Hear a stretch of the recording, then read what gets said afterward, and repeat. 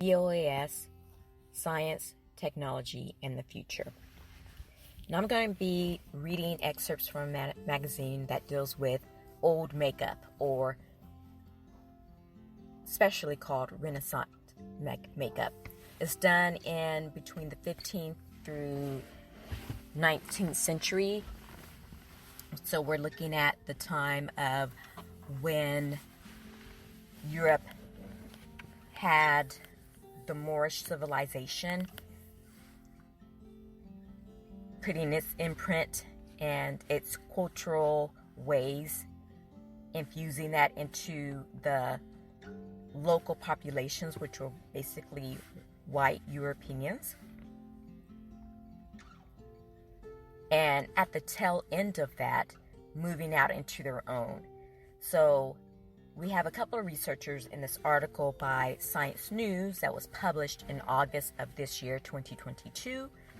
Two white women are looking at those old makeup formulas and trying to decipher what they had in them, for one, and then two, also how they may repackage that to today's market and sell it to the populations of Europe and most likely America. As far as what it has to do with us is that as Black women, especially descendants of American slaves, Black women, we have been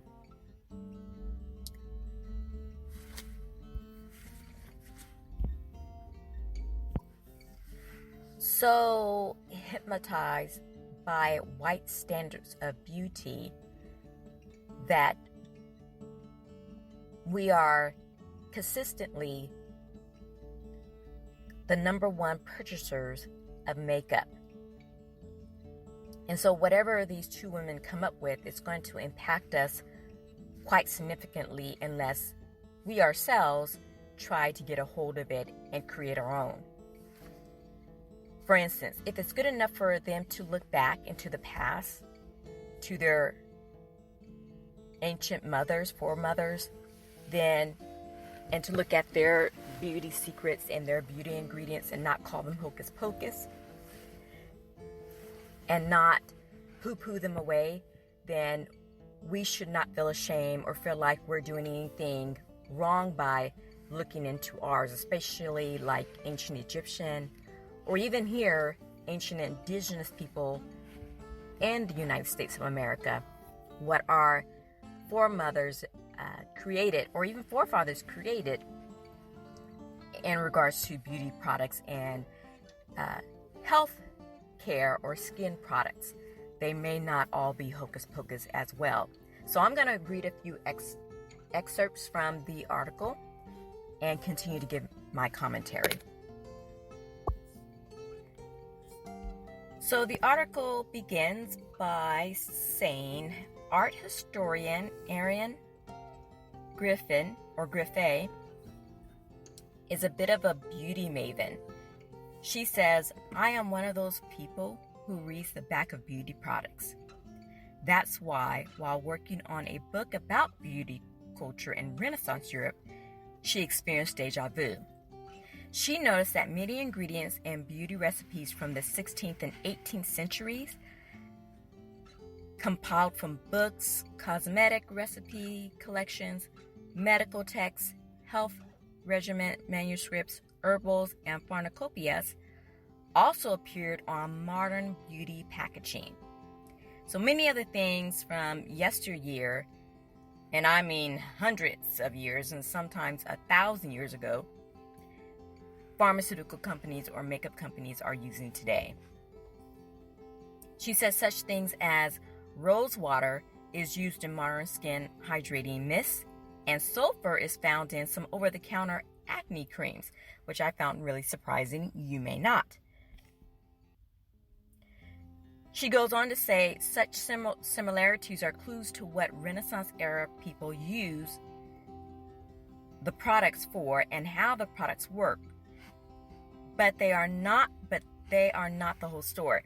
That's because the ancient recipe often also lists bizarre and even dangerous ingredients, from bile acid and calf hooves to lead and the poisonous Bianani plant.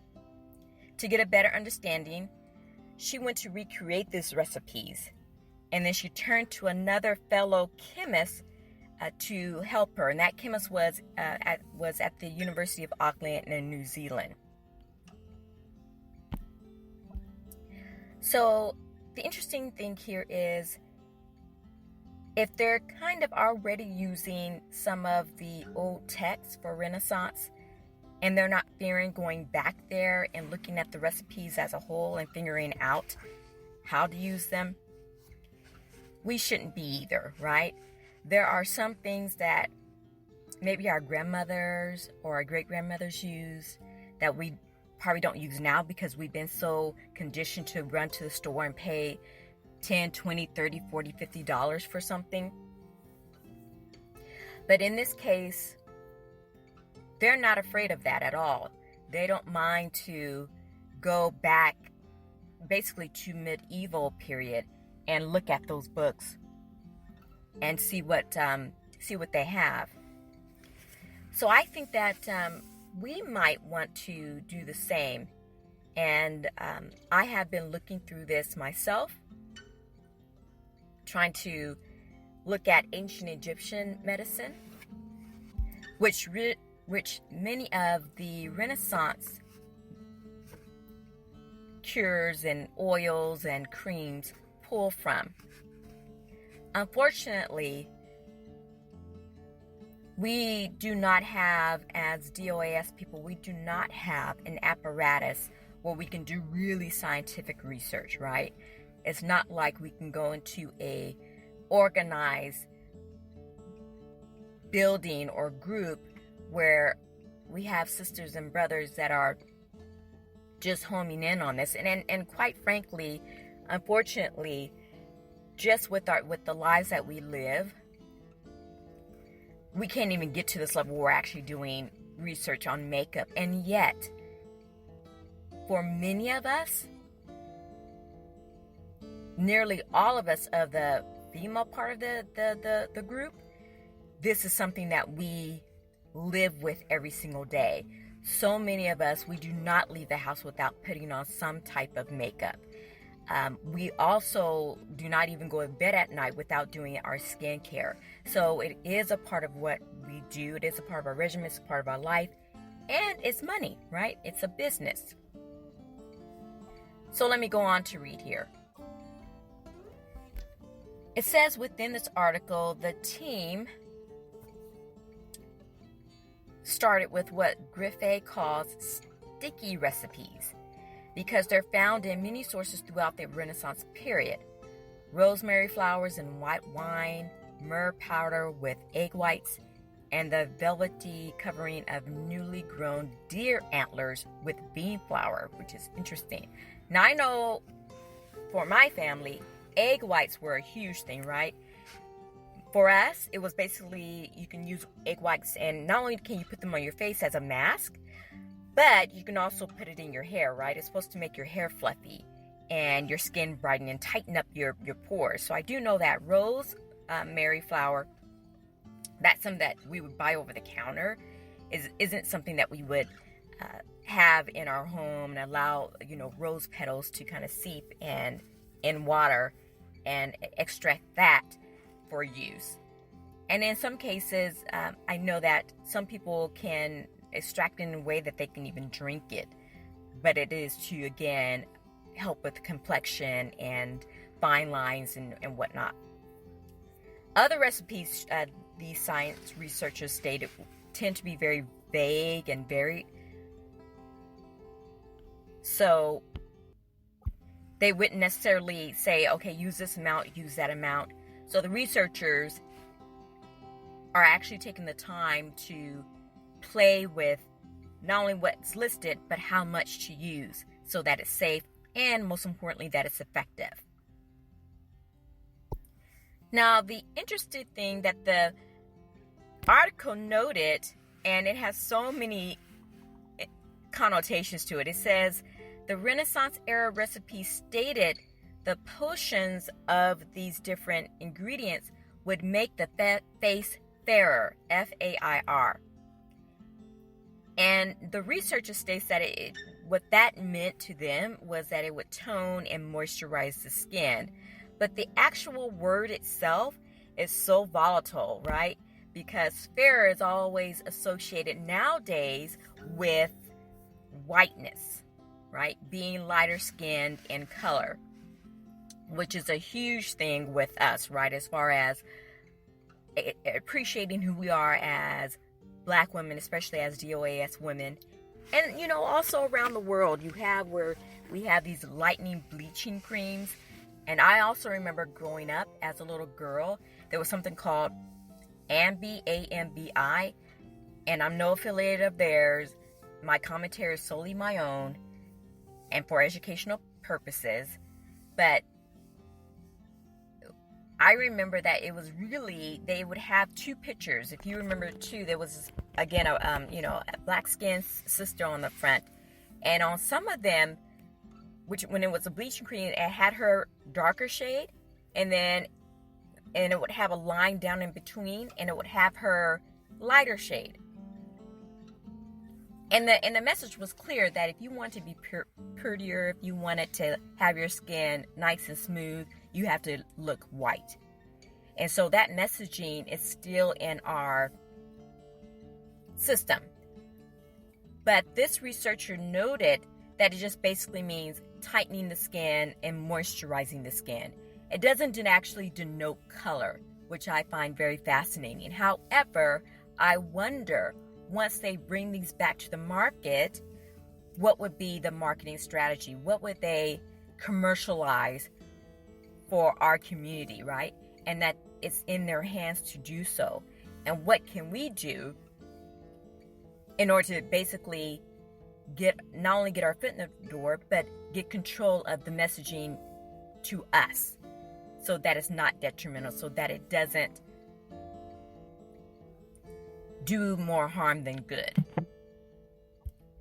Now it goes on to say, in one of their researches, the team had made progress on unlocking the secrets of myrrh powder and egg whites.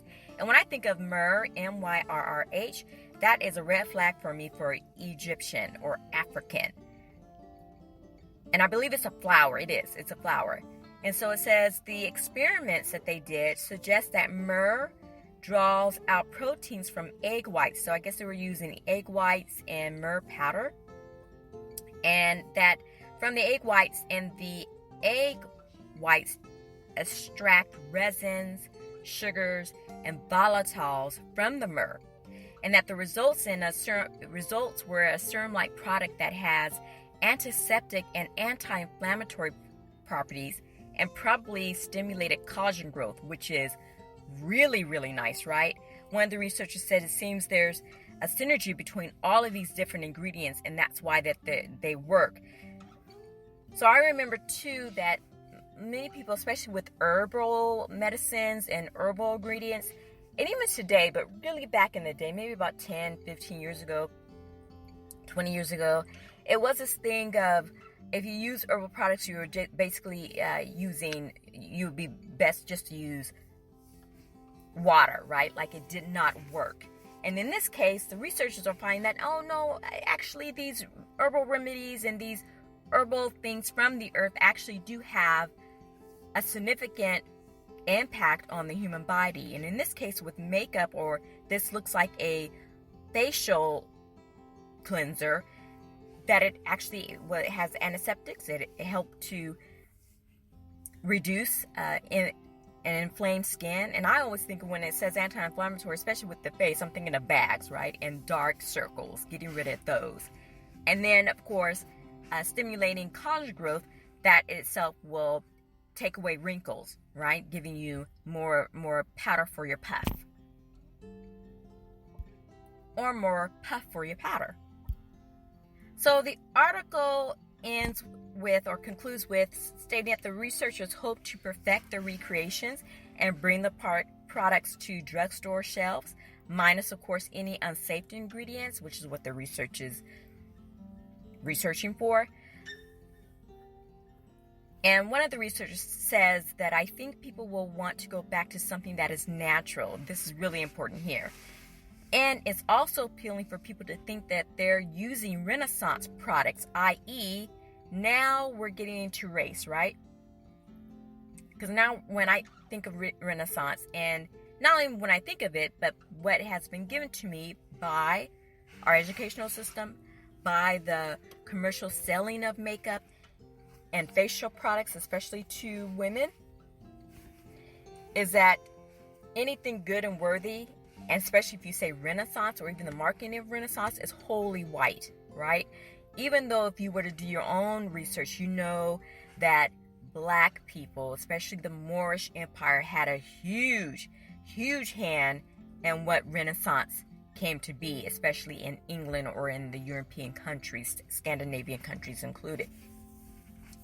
That it wasn't just white, but the whitewashing of it is huge. So when this researcher mentions Renaissance, she's really appealing to the whiteness of their commercializing of that product, or what they're thinking that they're going to do.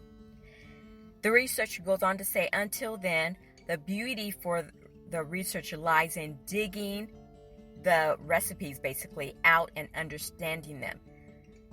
So the researcher, the New Zealand researcher, along with the author, whose name is Nuwat, these are two women, and they do show a picture of them in the article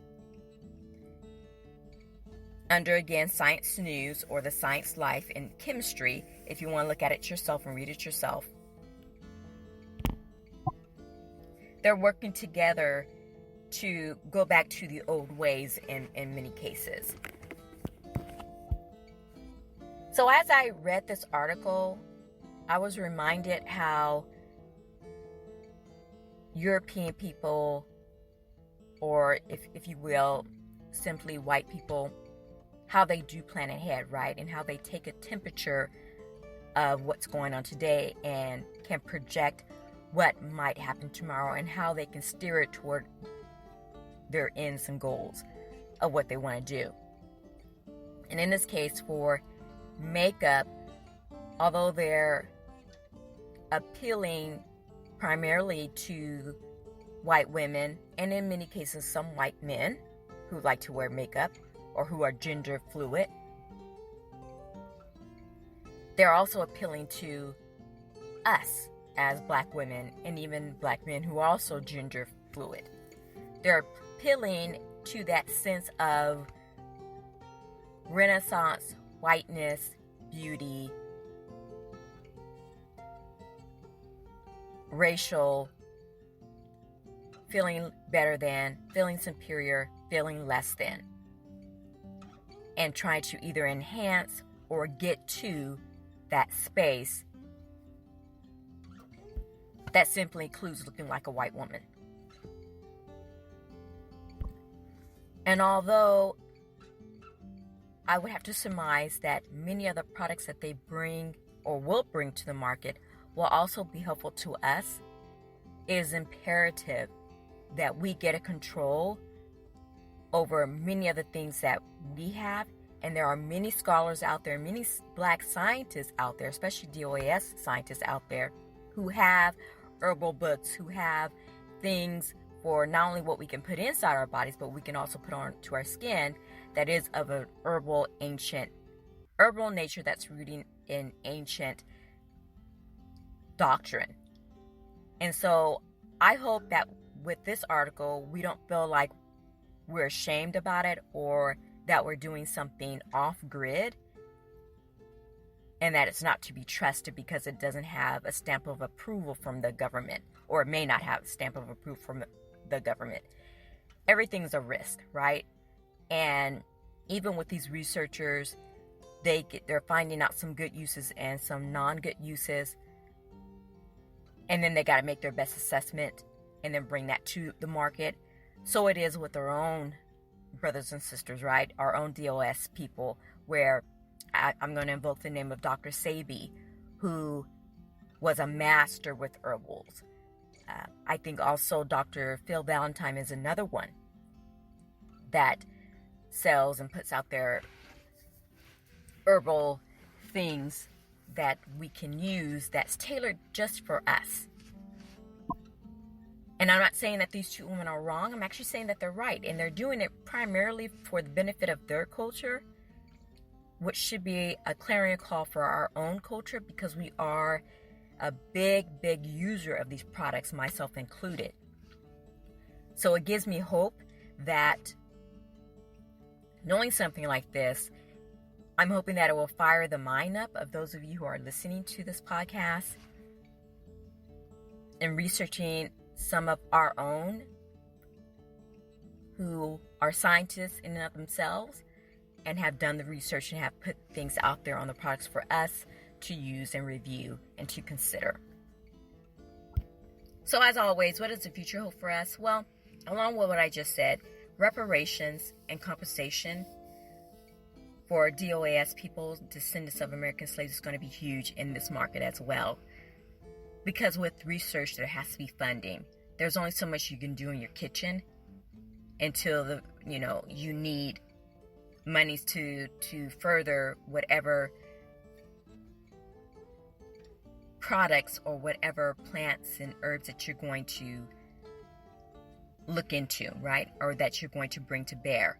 And the only way that can happen for us on a commercial scale for our people is that we do get reparations, and that we're not hamstringed with every progress that we make, and that we're not maligned and told that we're buffoonish or we're not to be believed when a product is presented to us. I think that that's also half of the problems that we've been so prone to listen to what white people bring to bear and what they commercialize and what they put on.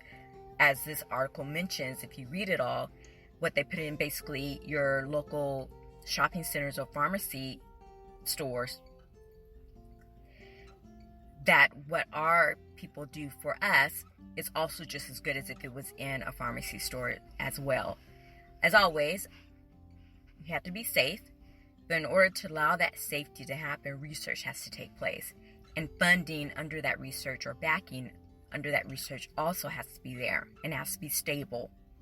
And reparations or a reparations package will do that, so that we may do it for our own, if nothing else. So that's it. That's what I want to say for DOAS, science, technology, and the future. Thank you for listening. Please subscribe and hit the like button and share if you like this podcast. Thank you. Take care.